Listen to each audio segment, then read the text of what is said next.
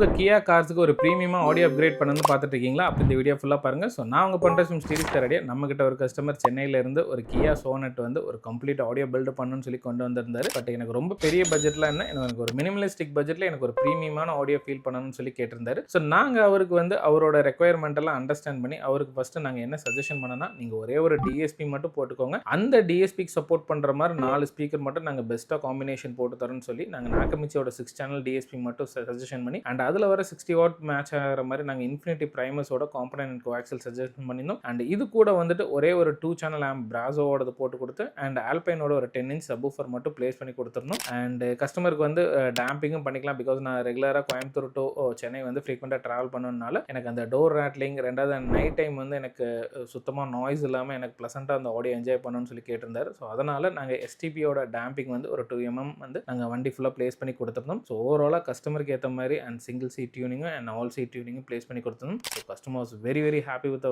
Work and the output. ஸோ இது மாதிரி உங்கள் கியா காருக்கும் ஏதாவது ஒரு ஆடியோ அப்கிரேட் பண்ணணும்னு ஆசைப்பட்டீங்கன்னா கீழே இருக்கிற நம்பரை காண்டாக்ட் பண்ணுங்கள். நான் உங்களுக்கு சப்போர்ட் பண்ணுறேன். தேங்க்யூ.